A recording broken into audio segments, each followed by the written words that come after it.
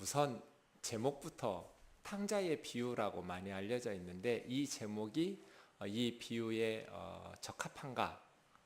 그렇지 않지요.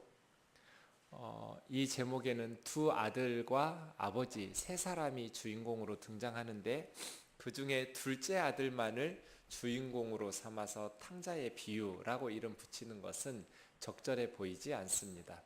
차라리 두 아들의 비유 이렇게 말하는 것이 더 좋지 않을까, 아니면 좀 길지만 한 아버지와 두 아들의 비유 뭐 이런 식으로 붙이면 어떨까, 이런 생각을 해봅니다. 주인공은 나중에 등장하잖아요.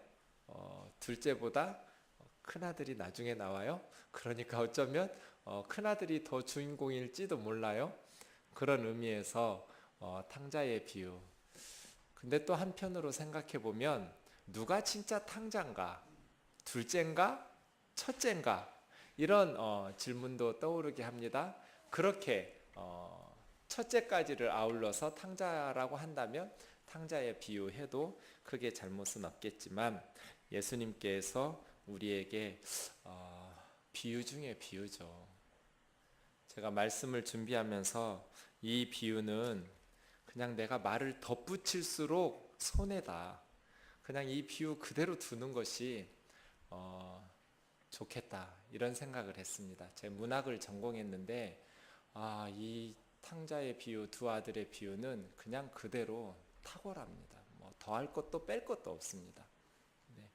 어쩌면 이렇게 성경의 진리를 이렇게 아버지와 두 아들의 비유를 통해서 예수님께서 정확하게 설명해 주셨는지, 그냥 읽고 마치면 또 목사님이 날로 먹는구나 뭐 이렇게 생각하셔서 이렇게 또 언짢으실 분들이 계실지도 몰라서 몇 마디 덧붙이는데, 덧붙일수록 손해라는 것만 아시고 그냥 한 구절씩 보도록 하겠습니다. 자, 11절입니다.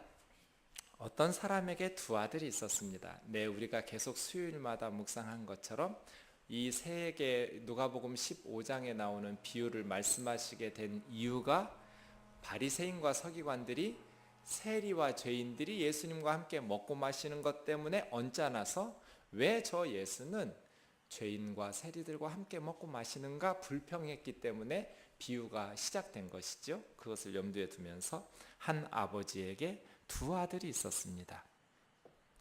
이 어떤 사람은 하나님 아버지지요. 하나님에게 두 종류의 아들이 있습니다. 한 종류는 맏아들 같은 하나님의 말씀에 순종하는 듯 보이는, 착하게 사는 그런 바리새인과 서기관 같은 아들들이 있고, 또 한 부류의 아들들은 둘째 아이처럼 이건 정말 뭐 말로 설명이 안 되는, 진짜 탕자라고밖에 할 수는 없는 탱자 같은 녀석이 있습니다. 정말 이거 아주 그냥 참 골치 아픈, 바로 세리와 죄인들과 같은 아들들이 있는 것이죠. 하나님에게 두 아들이 있습니다. 둘째가 묻습니다. 2절입니다. 아버지여, 재산 중에서 내게 돌아올 분깃을 내게 주소서. 재산 중에서 내게 돌아올 분깃, 여기에 사용된 단어는 아버지가 돌아가시고 난 후에 물려받을 유산과 관련된 단어들입니다. 그러니까 사실은 아버지를 죽으라는 얘기인지, 아버지 죽었다고 치자는 얘기인지, 아버지 어차피 언젠가 아버지 돌아가시면 저에게 유산을 주지 않겠습니까? 아들이 둘이면 장남에게 두 몫을 주게 돼 있어요. 부모님을 끝까지 모시고 하기 때문에 맡은 책임이 커서, 그러면 둘이니까 3등분 해서 3분의 2는 큰아들에게 주고 3분의 1을 이 둘째에게 주고, 유대인들의 율법식으로 해석하자면 그런 식으로 주겠죠. 하지만 매우 무례한 요구죠. 유산이라는 것이 아버지 임종 직전에 분배하거나 아니면 돌아가신 후에 분배받는 것이 유산인데, 아버지가 멀쩡히 살아계시는데 이 녀석은 얼마나 아버지하고 함께 아버지의 통제 아래 사는 게 불편하고 괴로웠으면 아버지 돌아가신 후에 받을 유산을 미리 땡겨달라고 그래가지고 세상에 가불할 것이 따로 있지 아버지 돌아가시면 물려받을 유산을 땡겨가지고 가불해달라는 녀석이 어디 있어요? 요구하죠. 네, 불효막심한 아들이지요. 그런데 놀라운 것은 그 아버지가 살림을 각각 나눠주었어요. 한마디 말도 안 하셨어요. 누구보다도 이 아들을 잘 알고 계신 아버지잖아요. 이 둘째가 아버지 유산을 가지고 나가면 허랑방탕하게 살면서 돈 관리 잘 못하고 망한다라는 사실을 아버지는 알고 계시잖아요. 그럼에도 불구하고 말 한마디를 않고 아들의 뜻대로 해요. 하나님께서 다른 모든 피조물들은 하나님 뜻대로 살도록 본능 속에 심어주셨어요. 이 세상의 모든 천하 만물은 생명이 있는 것이나 없는 것이나 다 하나님이 지으신 창조의 뜻대로 순종하며 살지요. 그런데 사람들에게만 하나님께서는 자유의지를 주셨어요. 그리고 심지어 하나님조차 제가 하나님이라면 절대로 그런 허락을 안 할 것 같습니다. 어느 정도 자유를 주지 나에게 대항하고 반항하고 반역하고 욕하고 저주하고 그렇게 싫어하는 짓만 골라하면서 하다가 지옥으로 가겠다고 고집 피우는 자유까지를 주실 것 같지는 않아요. 그런데 어쩌면 하나님께서는 인간들에게 지옥에 가겠다는 자유까지를 허락하시냔 말이에요. 이 아버지 둘째의 불효막심한 요구에 대해서 한마디 말도 안 하고 허락합니다. 이것이 하나님입니다. 하나님께서는 우리가 하나님을 버리고 하나님의 간섭이 싫어서 물고기가 물 밖으로 나가면 죽죠. 근데 물 안에서 갇혀 사는 이 어항 속의 삶같이 느껴진 물고기가 너무 답답했어요. 그래서 이 물고기가 나도 이 물의 제한을 벗어날 거야 하면서 점프 연습을 했어요. 공중으로 점프 하다가 점프 해안가로 가서 했는데 파도가 와서 다시 잡아가고 파도가 와서 다시 잡아가고 그러는 거예요. 그래서 이 물고기가 더 열심히 연습을 했어요. 점프 연습. 그러다가 해안가에서부터 전속력으로 꼬리를 흔들면서 이렇게 헤엄쳐서 멀리 점프해서 나갔어요. 그랬더니 이제 파도가 와서 못 잡아가요. 아, 날아갈 것 같아요. 드디어 해방이구나, 자유구나. 이 물고기 어떻게 됐을까요? 운명하셨습니다. 인간은 아버지 품 안에 있을 때 그게 진정한 자유죠. 물고기가 물 속에 있을 때 자유한 것처럼. 그런데 그게 너무 답답해 보이는 거예요. 아담과 하와는 배고파서 선악과 따먹은 거 아니에요? 하나님과 같이 되고자 함이에요. 하나님의 통제가 괴로운 것이죠. 스스로가 하나님 되고 싶은 거예요. 부족한 게 없었어요? 불만스러울 게 없었어요? 딱 한 가지만 빼고 하나님이라는 존재. 그래서 사탄이 유혹하죠. 절대로 죽지 않는다. 네가 저 선악과를 따먹으면 네 눈이 밝아지고 너희가 하나님처럼 될 줄 아시고 못 따먹게 하신 거다. 안 죽는다. 거짓 확신에 속아 넘어가서 스스로 하나님이 되고자 따먹. 그게 죄의 시작이죠. 이 둘째 아들, 아버지의 통제가 싫은 것이죠. 자기 스스로 자기 인생의 주인이 되고 싶었어요. 아버지의 간섭이 싫었어요. 그래서 아버지를 떠나기로 작정해요. 그런데 놀라운 것은 이 아버지예요. 그러한 둘째의 선택을 존중하시고 유산을 나눠줘요. 13절입니다. 그 후 며칠이 안 돼요. 급 매물로 내놨어요. 다 아버지한테 받은 거. 논, 밭, 물건들 다 내놨어요. 짐승들. 급 매물로 나오면 제값을 받기 어렵죠. 이 아버지가 어떻게 고생해서 벌어 모은 재산인데 이 녀석이 급 매물로 내놔서 그만큼 이 아들은 빨리 아버지 곁을 떠나고 싶은 거예요.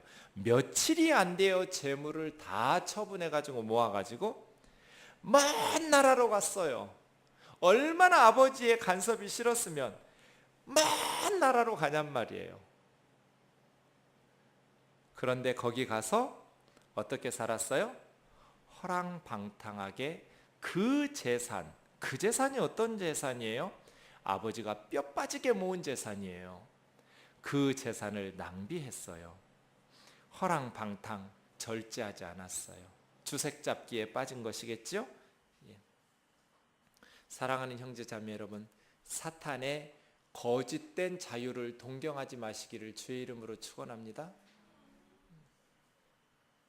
하나님 안에서의 자유가 진정한 자유죠. 왜냐하면 하나님은 절대로 우리를 무시하지 않으시니까요. 우리의 의견을 무시하고 하나님 마음대로 살고 모든 70억 인구가 똑같은 라이프 스타일로 하나님 그렇게 원하지 않으셔요. 하나님 너무나 너그러우신 분이에요. 마음이 너무 넓으신 분이에요. 하나님 안에 살 때 우리는 진정한 자유를 누릴 수 있어요. 진정한 풍요 가운데에서 자유를 만끽할 수 있어요. 그런데 참 자유는 아버지 뜻 안에 순종하는 것임을 깨닫지 못한 이 둘째는 아버지를 떠나서 아버지의 재산을 허랑방탕하게 낭비했어요. 14절이요. 다 없앤 후 그 나라의 크게 흉년, 이런 걸 뭐라고 그래요? 설상가상, 이렇게 불러요. 돈이 똑 떨어졌으면 그 나라가 풍년이 들어서 그래도 얻어먹고 살 수 있으면 좋았을 텐데 불행은 세트로 올 때가 많아요. 한꺼번에 막 몰아서 계속 와요. 돈이 다 떨어져 버렸어요. 그런데 큰 흉년이 들었어요. 그래서 그가 비로소 궁핍했어요. 자, 그 많은 돈을 가지고 허랑방탕하게 사귀었던 친구들은 다 어디 갔어요? 이 친구 궁핍하게 되니까 친구들이 다 떠나갔어요. 돈으로 사귄 친구는 진정한 친구가 아니죠. 돈을 보고 접근하는 친구가 어떻게 진정한 우정을 나누는 친구이겠어요? 그래서 이제는 그 나라 사람 중 한 사람에게 붙여 산다. 이 붙여 산다라는 말은 계약서 쓰고 종이 되었다는 뜻이에요. 노예의 일을 받아들이기로 계약한 것이죠. 그렇게 붙여 살았어요. 그랬더니 그가 들로 보내서 돼지를 치게 하는 거예요. 유대인들은 돼지는 부정한 짐승이에요. 그래서 레위기 11장 7절 말씀에 있는 것처럼 부정한 짐승인 돼지는 사람이 먹을 수도 없고 하나님의 성전에 제물로 바칠 수도 없는 짐승이에요.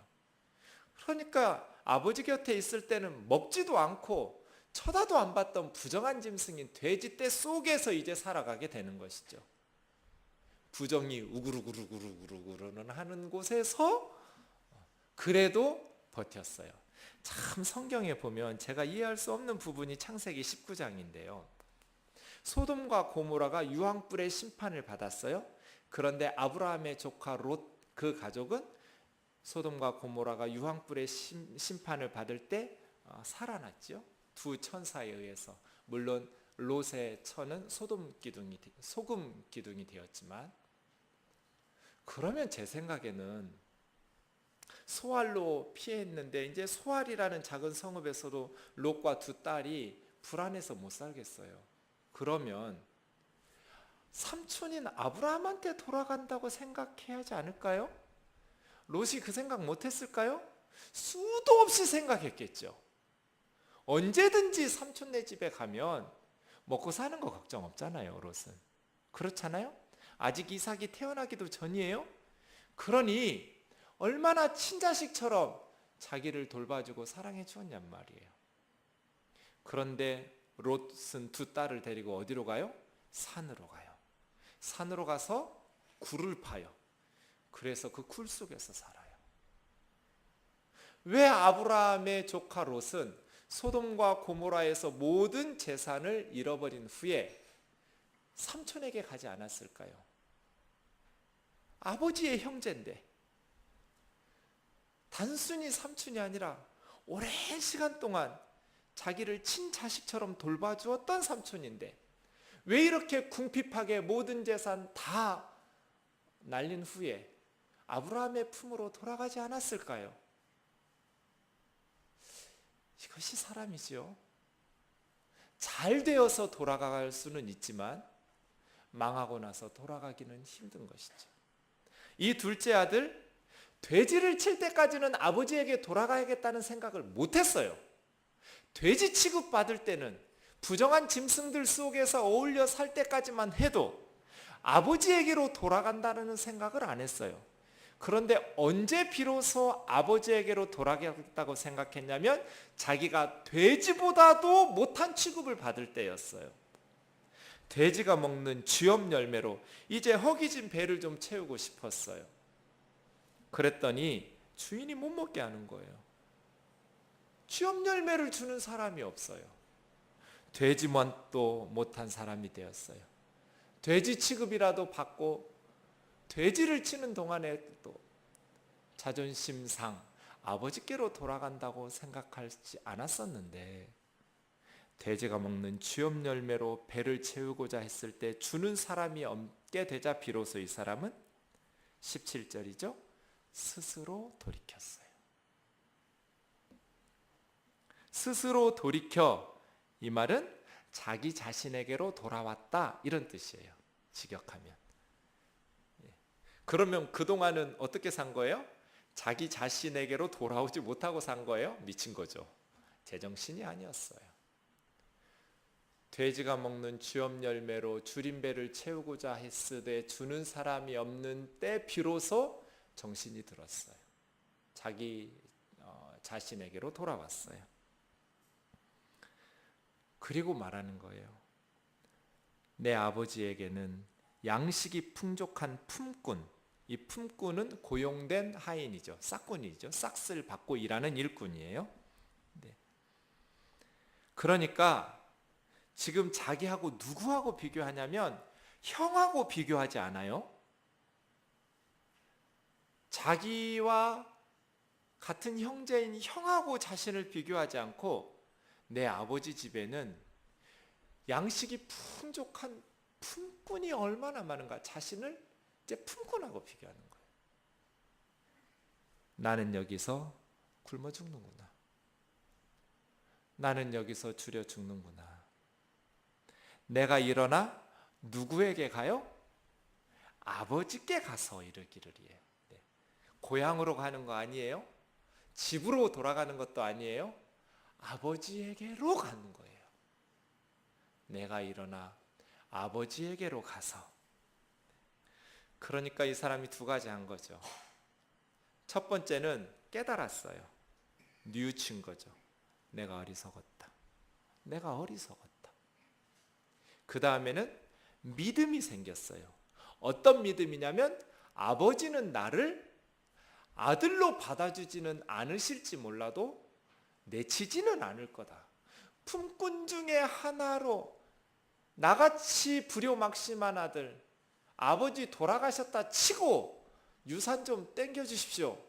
이 아버지의 유산을 가불해가지고 그걸로 잘 사업을 일군 것도 아니고 허랑방탕하게 다 날려버린 이런 인간 쓰레기 같은 나도 우리 아버지가 내치지는 않으실 거라는 믿음이 있었던 거예요. 그래서 이거 굉장히 많이 대사 연습했을 것 같아요. 이 18절에 질질 짜면서 이게 입이 안 떨어졌을 것 같아요. 입이 안 떨어지는 이 대사를 수없이 반복했을 거예요. 이제 나중에 아버지 앞에 가서 해야 될 대사. 그런데 보세요. 뭐라고 말해요? 아버지, 내가 하늘과 아버지께 죄를 지었사오니. 그러니까 하나님에 대한 반항심도 있었던 거예요. 그리고 아버지에 대한 반항심이 있었던 것이죠. 하나님의 뜻을 어긴 것을 깨달았고 아버지에게 죄를 지은 것을 깨달았어요. 내가 하늘과 아버지께 죄를 지었사오니 지금부터는 아버지의 아들이라 일컬음을 감당하지 못하겠습니다. 나를 품꾼의 하나로 봐주십시오. 예전에는 뭐라고 그랬어요? 당당하게 내 몫을 주십시오 그랬어요. 그런데 이제는 뭐라고 그래요? 이제 저는 아들의 자격은 없습니다만 품꾼의 하나, 자신의 무가치함을 깨달았어요. 그리고 일어나서요.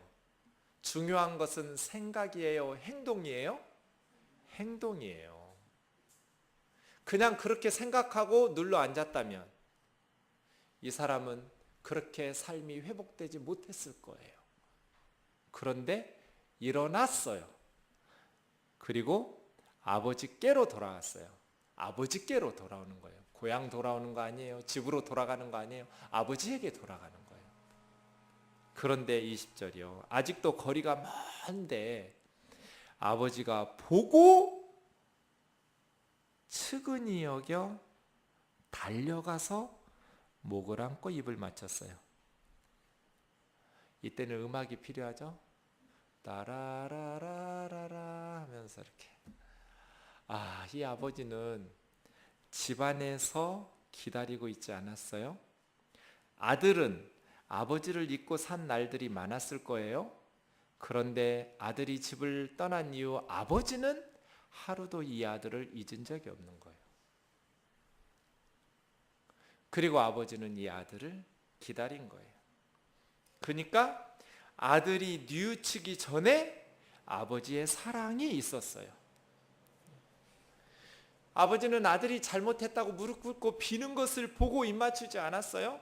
그냥 아들을 보고 뛰어갔어요.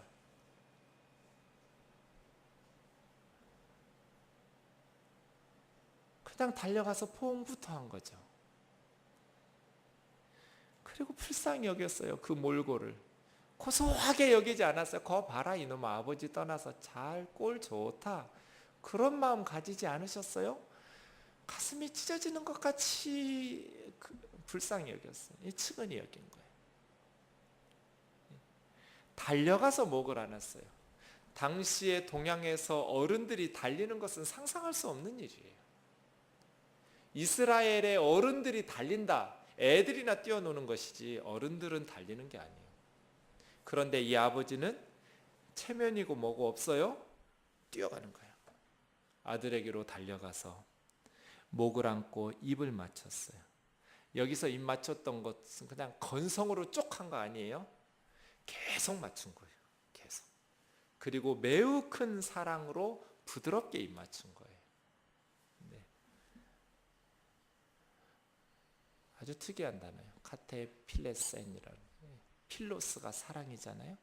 사랑과 애정을 담아서 부드러운 입맞춤을 계속하는 거예요. 아버지가 예상치 못한 반응이었겠죠, 이 아들이. 근데 연습했던 대사 있잖아요. 21절과 그 앞에 18절 말씀 비교하면서 보세요. 아버지, 내가 하늘과 아버지께 죄를 지었사오니 지금부터는 아버지의 아들이라 일컬음을 감당하지 못하겠나이다. 하나? 여러분, 대사 다 했어요? 안 했어요? 아직 연습한 대사가 남았어요? 그죠?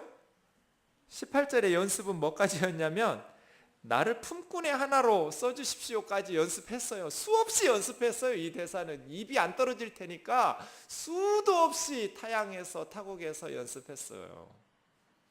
그런데 아직 대사가 남아있는데도 불구하고 아버지는 듣지도 않아요. 종들에게 제일 좋은 옷을 가져다가 이 누더기 같은 초라한 옷을 입고 있는 아들이 너무나 마음 아팠던 게지요. 옷부터 갈아입혀라.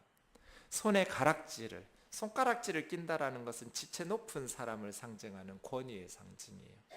그리고 맨발은 종들이나 다니는 거예요. 신발 신겨라, 자유인으로. 그리고 살진 송아지를 끌어다가 제일 좋은 옷, 손에 가락지, 발에 신발, 이것은 아버지는 아들 생각에는 이제 저는 아들은 안 되고 그냥 품꾼의 하나로 굶어 죽지만 않게 해주십시오를 원했는데 아버지는 존귀한 아들의 위치로 다시 회복시켜 주신 것이죠. 그리고 살진 송아지를 잡아다가 가장 좋은 요리 살진 송아지예요. 가장 값진 손님 대접하는 것이죠. 그러면서 뭐라고 그래요? 우리가 먹고 즐기자. 이 내 아들은 죽었다가 살아났으며 잃었다가 다시 얻었노라 했더니 종들이 아버지와 함께 즐거워했어요. 성대한 환영의 잔치, 축하 잔치가 벌어졌어요. 아버지는 묻지 않았죠? 반성했느냐? 묻지 않았어요? 그래, 사업은 잘 되었느냐? 묻지 않았어요? 그냥 아들이 돌아온 것 하나만 보고 달려나가서 목을 안고 입을 맞추면서 잔치를 벌려주었어요. 죄인이 돌아오면 하나님께서는 꾸짖거나 욕하시거나 벌을 내리시지 않고 노예 중에 하나로 쓰시거나 품꾼 중에 하나로 쓰시는 것이 아니라 예수 그리스도 안에서 사랑받는 하나님의 자녀로 삼아주시고 그 죄인을 하나님께서 존귀하게 여겨주시는 하나님의 자녀된 특권을 주십니다. 하나님께는 뭐만 하면 돼요? 돌아오기만 하면 돼요. 죄인 하나가 돌아오면 천국에서는 난리가 나요. 우리 함께 즐기자. 양재동에서 또 하나 돌아왔다. 천국에서 난리가 나요. 기뻐서 살진 송아지 잡고 천사들, 먼저 구원받은 우리 믿음의 선진들 다 함께 축하잔치가 나오는 거예요. 사랑하는 형제 자매 여러분, 전도인의 사명을 다할 수 있기를 주의 이름으로 축원합니다. 그 다음 25절부터 두 번째 주인공은 2주 후에 뵙겠습니다. 찬송 나눠드린 기도 제목 뒤편에 하나님 아버지의 마음